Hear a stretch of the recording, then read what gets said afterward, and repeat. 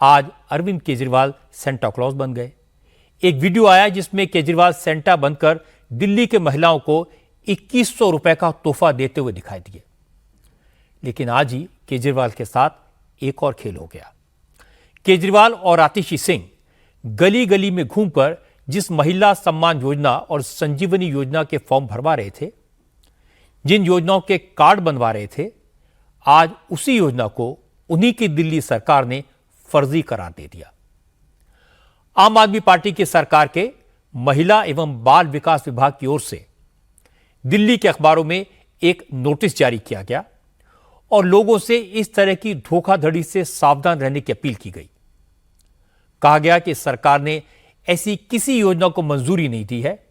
यह पब्लिक का डेटा इकट्ठा करने की तरकीब है, इसलिए इस तरह के झांसे में ना आए, कोई फॉर्म न भरें वरना नुकसान हो सकता है। और इसके बाद इस मामले में केजरीवाल के खिलाफ थाने में शिकायत भी दर्ज करा दी गई। इस मुद्दे पर बीजेपी और कांग्रेस दोनों ने केजरीवाल को घेरा, लेकिन आम आदमी पार्टी ने तुरंत पलटवार किया। बीजेपी पर 1100 रुपए में महिलाओं से वोट खरीदने का आरोप लगाया। असल में आज बीजेपी के नेता प्रवेश वर्मा ने कुछ महिलाओं को अपने घर बुलाकर 1100 रुपए के लिफाफे बांटे। केजरीवाल ने उसी इलाके में जाकर महिलाओं से कहा, बीजेपी से नोट ले लेना पर उसको वोट मत देना। दिल्ली के चुनाव को लेकर एक और चौंकाने वाली खबर यह आई कि आज केजरीवाल ने मुख्यमंत्री आतिशी सिंह की गिरफ्तारी की भविष्यवाणी कर दी। अब इसकी वजह क्या है, यह भी मैं आपको बताऊंगा आज की बात में। शुरुआत करते हैं केजरीवाल की महिला सम्मान योजना को फर्जी बताए जाने से उठे विवाद से। आज आम आदमी पार्टी की तरफ से एक एआई जनरेटेड वीडियो जारी किया गया जिसमें केजरीवाल को सेंटा बनाया गया है और क्रिसमस के मौके पर दिल्ली में घूम घूम कर वो लोगों को तोहफे बांट रहे हैं। क्योंकि आम आदमी पार्टी ने चुनाव के बाद महिलाओं को हर महीने 2100 रुपए देने का वादा किया है, इसलिए इस वीडियो में केजरीवाल महिलाओं को 2100 रुपए का गिफ्ट देते हुए दिखाई दे रहे हैं। केजरीवाल ने आज एक और शिगुफा छोड़ा। उन्होंने कहा, दिल्ली के मुख्यमंत्री आतिशी सिंह को किसी भी वक्त गिरफ्तार किया जा सकता है। मोदी सरकार के आदेश पर आतिशी की गिरफ्तारी की तैयारी हो चुकी है। केजरीवाल ने कहा, उनके सूत्रों ने जानकारी दी है कि आतिशी की गिरफ्तारी को लेकर ईडी, सीबीआई और इनकम टैक्स डिपार्टमेंट के अफसरों की मीटिंग भी हो चुकी है। हमें अपने सूत्रों से पता चला है कि ईडी, सीबीआई और इनकम टैक्स तीनों एजेंसीज की मीटिंग हुई है और उस मीटिंग में ऊपर से आदेश आए हैं कि कुछ भी फर्जी केस करके दिल्ली की सीएम आतिशी जी को गिरफ्तार किया जाए। ऐसा भी सुनने में आया, सूत्रों से पता चला है कि ट्रांसपोर्ट विभाग में कोई फर्जी केस तैयार किया जा रहा है आतिशी जी के खिलाफ और इनका पूरा मकसद है कि ये किसी भी तरह से महिलाओं की फ्री बस योजना जो है वो रोकना चाहते हैं, वो बंद करवाना चाहते हैं ये लोग। तो ट्रांसपोर्ट विभाग में कोई फर्जी केस आतिशी जी के खिलाफ तैयार किया जा रहा है। हमें पूरा यकीन है कि लोग इस गंदे षड्यंत्र का जो पिछले कई सालों से साजिशें रच रहे हैं, झूठे केसों में फंसा के हम लोगों को जेल में डाल रहे हैं, लोग इसका जवाब देंगे। वैसे दिल्ली के इलेक्शन में असदुद्दीन ओवैसी एक अलग तरह का खेल खेल रहे हैं। ओवैसी चुन चुनकर उन लोगों को टिकट दे रहे हैं जो दिल्ली दंगों के आरोपी हैं, जो जेल में हैं। पहले ओवैसी ने दिल्ली दंगों के आरोपी ताहिर हुसैन को चुनाव लड़ाने का ऐलान किया और अब पता लगा कि ओवैसी की पार्टी जेल में बंद दंगों के एक और आरोपी शाहरुख पठान को टिकट दे सकती है।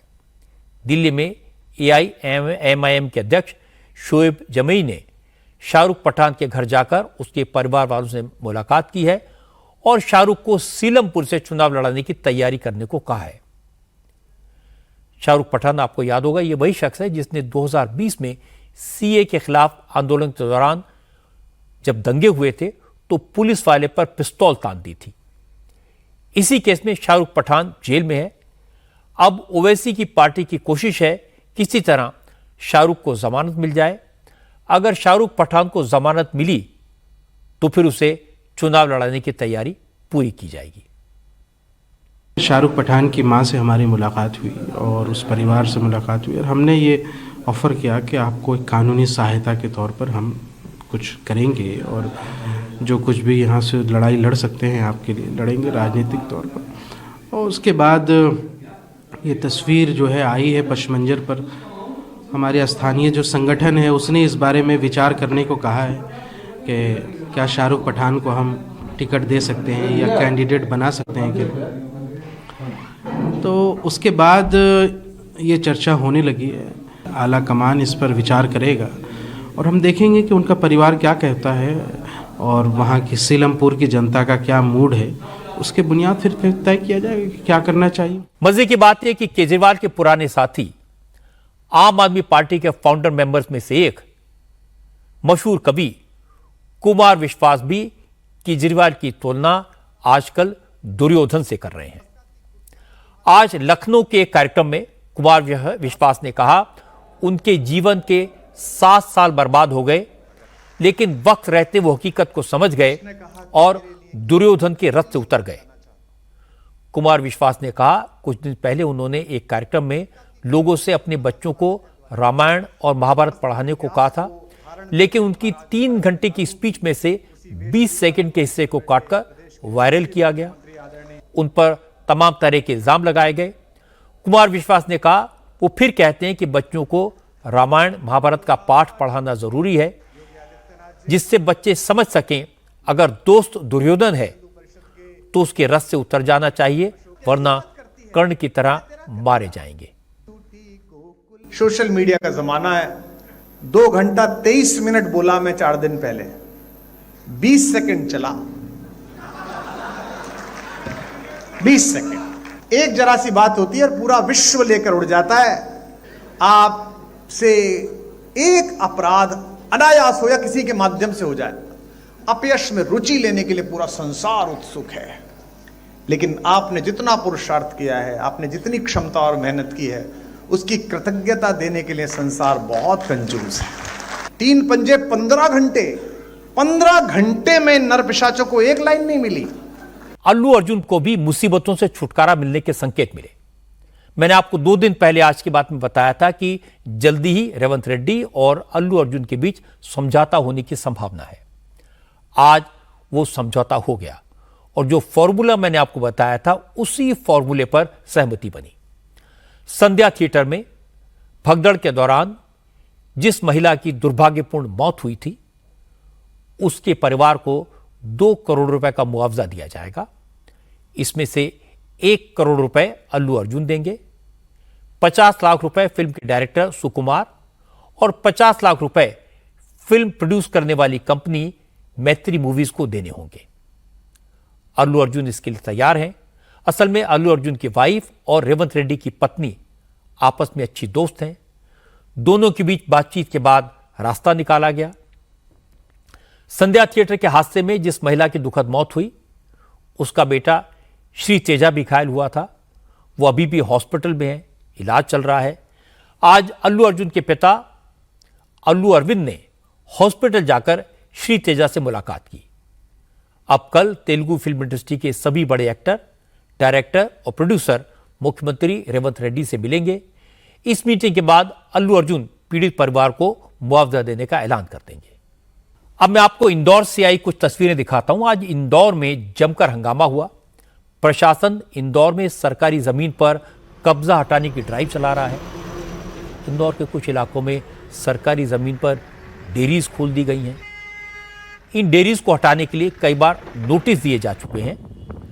कल प्रशासन ने आखिरी चेतावनी दी और आज सुबह नगर निगम के बुलडोजर अवैध कब्जों को हटाने पहुंच गए। द्वारकापुरी इलाके में जैसे ही नगर निगम की पहुंची तो विरोध शुरू हो गया। नगर निगम के कर्मचारियों में डेयरी में मौजूद गायों को ट्रकों में लादकर गौशाला पहुंचाया गया और इसी दौरान लोग इकट्ठे हो गए।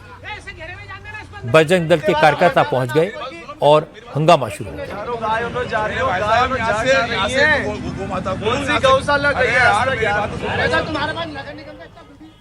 हालात बिगड़े तो पुलिस को बुलाया गया, लेकिन हंगामा करने वालों ने पुलिस की मौजूदगी में नगर निगम के कर्मचारियों पर लाठी डंडे बरसा दिए, हमला कर दिया। निगम की गाड़ियों पर पत्थर फेंके गए। आज यूपी के आजमगढ़ में चमत्कार हुआ। आजमगढ़ में आज एक महिला 49 साल के बाद अपने परिवार से मिली। महिला का नाम है फूला देवी। फूला देवी 49 साल पहले अपने परिवार से बिछड़ गई थी। उस वक्त उसकी उम्र 8 साल थी। आज जब परिवार से मिली तो वो 57 साल की हो चुकी है। 1975 में फूला देवी अपनी मां के साथ मुरादाबाद में मेला देखने गई थी।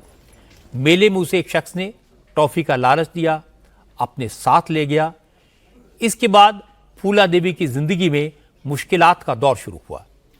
जिस शख्स ने फूला को किडनैप किया उसने उसे रामपुर जिले के लालता प्रसाद गंगवार को बेच दिया। लालता प्रसाद ने फूला से शादी कर ली। उसके 2 बेटे हुए। फिर पति की मौत हो गई। फूला देवी अपने माता पिता को याद करती थी, लेकिन उसे अपने गांव का नाम और अपने मामा के नाम के सिवाय कुछ याद नहीं था। फिलहाल फूला देवी रामपुर में एक सरकारी प्राइमरी स्कूल में रसोइया का काम करती है। एक दिन उन्होंने स्कूल के हेडमास्टर को अपनी दास्तान सुनाई। इसके बाद हेडमास्टर साहब ने आजमगढ़ पुलिस से संपर्क किया।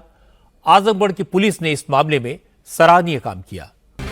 आज के शो के शुरू में मैंने आपसे अटल बिहारी वाजपेयी की 100वीं जयंती का जिक्र किया था। अटल जी के वो आज 100 वर्ष पूरे हुए। आज सुबह के अखबारों में इस मौके पर प्रधानमंत्री नरेंद्र मोदी का अटल जी पर एक लेख पढ़ा, बहुत भावुक था। मोदी ने अटल जी की एक फेमस लाइन की याद दिलाई, सरकारें आएंगी जाएंगी, पार्टियां बनेंगी बिगड़ेंगी, पर यह देश रहना चाहिए। और आज इस संदेश की बहुत जरूरत है। दिन में मध्य प्रदेश जाकर नरेंद्र मोदी ने अटल जी के हाईवे के सपनों को याद किया, नदियों को जोड़ने के अटल संकल्प का जिक्र किया। आज श्रद्धेय अटल जी की जन्म जयंती है, तो अनेक पुरानी बातें मन में चल रही थी। बरसों बरसों तक उन्होंने मुझ जैसे अनेक कार्यकर्ताओं को सिखाया है, संस्कारित किया है। देश के विकास में अटल जी का योगदान हमेशा हमारे स्मृति पटल पर अमिट रहेगा। जब देश में अटल जी की सरकार बनी तो उन्होंने पानी से जुड़ी चुनौतियों को हल करने के लिए गंभीरता से काम शुरू किया था। जैसी अटल जी की सरकार गई, वो सारी योजनाएं, सारे सपने ये कांग्रेस वालों ने आते ही ठंडे बस्ते में डाल दिया। आज मुझे उनकी कविता और लेखन से जुड़े एक सपने को साकार होते देखने का अवसर मिला। उत्तराखंड के पूर्व मुख्यमंत्री रमेश पोखरियाल निशंक ने देहरादून में एयरपोर्ट के पास एक लेखक ग्राम बनाया है। यहां आकर लेखक लिखाई पढ़ाई का काम कर सकते हैं, अपनी रचनाओं का निर्माण कर सकते हैं, शांत वातावरण में सोच विचार कर सकते हैं। यह ग्राम अटल जी का सपना था जिसे निशंक ने पूरा किया। आज जब यह समारोह हुआ तो हिमाचल के गवर्नर शिव प्रकाश शुक्ला ने अटल जी की प्रतिमा का अनावरण किया। उत्तराखंड के मुख्यमंत्री पुष्कर सिंह धामी ने अटल जी की स्मृति में एक पुस्तकालय का लोकार्पण किया। मुझे अटल जी पर शुरू हुई व्याख्यान माला का पहला वक्ता होने का सौभाग्य मिला। मैंने लोगों को बताया कि अटल जी के जीवन में कितने विरोधाभास थे। एक बार मैंने उनसे पूछा था, आप कवि हैं पर राजनीति का कठोर जीवन जीते हैं, आप कुंवारे हैं पर परिवार के साथ रहते हैं, आप संघ के स्वयंसेवक हैं पर आपकी छवि उदारवादी है, आप बीजेपी में हैं पर बीजेपी के विरोधी आपको बेहद प्यार करते हैं। तो जवाब में हंसकर उन्होंने कहा था, आपने देखा नहीं, हमारा नाम अटल बिहारी है, हमारे नाम में विरोधाभास है। उन्होंने कहा था, मैं अटल भी हूं और बिहारी भी। आज मैंने ऐसे बहुत सारे विरोधाभासों का जिक्र किया। कैसे कोमल हृदय वाले कवि ने आवश्यकता पड़ने पर पोखरण में परमाणु विस्फोट किया और अमेरिका को कानो कान खबर नहीं होने दी।